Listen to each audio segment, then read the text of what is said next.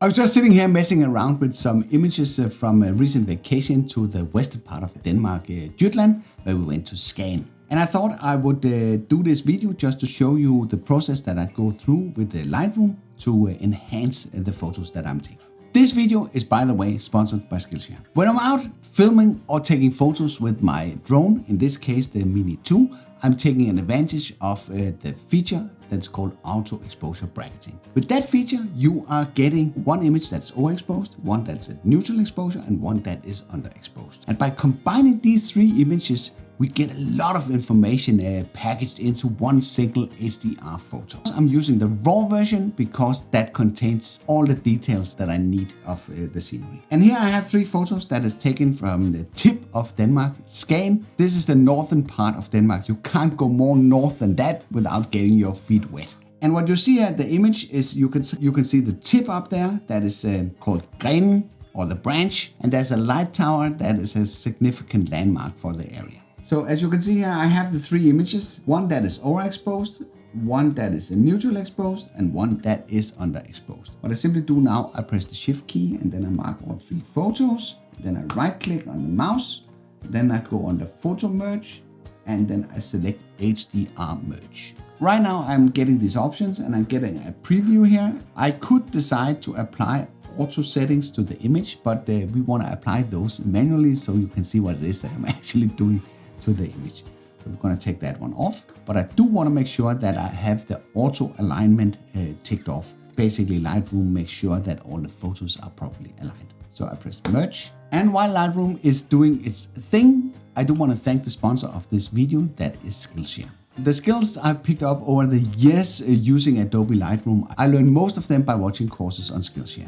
And if you don't know Skillshare, that's an online learning community that, much like Netflix, through a low annual subscription, offers you access to more than 30,000 courses. There's a lot of options to learn more about Lightroom on Skillshare, like this course from Kevin Shanban that is called A Beginner's Guide to Adobe Lightroom for Photographers. I've not watched this particular course, but I definitely will do. But I picked up what I learned about Lightroom from some of the other great courses on the platform. So do I need to pay to get access to all this great information? No, you don't. First 1,000 that click the link in the description below will get a free trial of Skillshare Premium. Let's get back to Lightroom. So this is the raw image that came out of the merge of the three AEB photos. And as you can see, it's not very punchy and it's a little bit dull, and this is something that we're gonna change now. But the first thing that we're gonna do is we're gonna open the cropping tool, and then we're gonna crop the image to a size that we're gonna use for something maybe like Instagram. So let's go in here, start the cropping tool here, and you can see now, you see that I have the chance to select between different formats, and you can even do a custom one if that is what you like. But for this example, we are choosing 1:1, a perfectly good fit for Instagram. The next thing that we're gonna do is we're gonna adjust the cropping here so we have sort of the right size of the image. We're gonna position the lighthouse on one of the lines of the rule of third,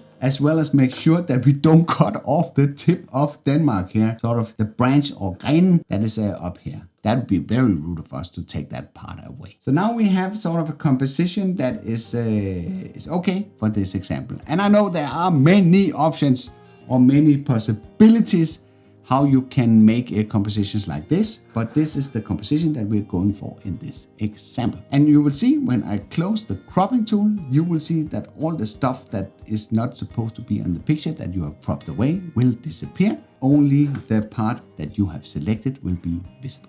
So this is the cropped image. Let's make it pop. We do that by opening this toolbar here, where there's a lot of options available here.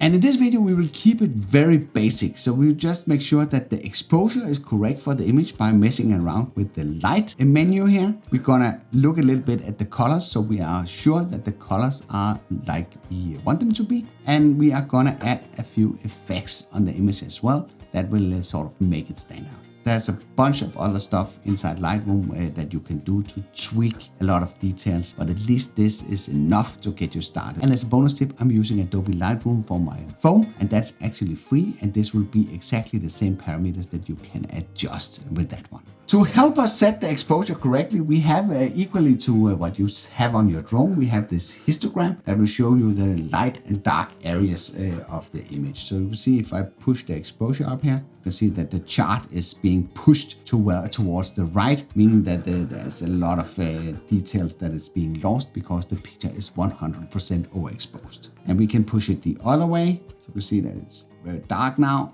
A lot of the informations are being pushed out on the left side of the chart, which means that a lot of information is lost. So what we want to achieve is to have a chart that is somehow equally positioned between left and right. What I want to do first is I want to increase the highlights of the image here, and 60 is normally a very good setting. You can see what happens here. You can see on the top, if you look at the C here in the top, that is actually being visible, what's going on up here, instead of being blown out as it is in the original image. You can see a lot more details in this section of the image. So what we can do next is we increase the exposure a bit. So we're gonna put this, sometimes it's difficult to hit those sliders, but then we can type it in manually here. Then we're gonna increase the contrast of the image. I'm gonna put that at 20. And you don't wanna go all too bananas with these sliders. It makes the image not look very good. So what we can do here is we can bring down the shadows a bit. We put that at -25, and again do subtle changes. And the cool part about Lightroom is that you always have your original photo. So if you mess up the editing completely, it's not permanent. You can always revert back to the original and then start out fresh. While we're touching the shadows, let's jump down to the blacks and pull those down as well. And you can see now we're starting to see a lot of details being revealed, at least in the background of the image. One of the things that I've learned that really makes the image pop is that if you increase the white inside the image, we try to mess around with that and push that up to maybe 30. Then we have an image like this. What we can see from the histogram, it is a little bit to the high side. So what we can do now is we can take down exposure to maybe 0.3. And now we have a chart that is nicely evenly distributed here. And we have an image that starts to look very nice. And I can press down here so you can see the difference here. You can see there's a lot of details that is starting to appear in the image just by these simple subtle changes.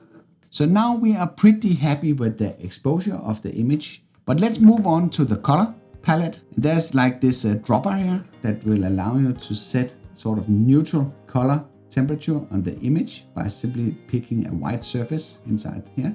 So if I press that, we see that it tries to neutralize the colors. But that didn't do anything to the image. It didn't make it very, very flattering. So we are trying to push the temperature here a little bit to the warmer side. And I would go towards maybe 6000 Kelvin here.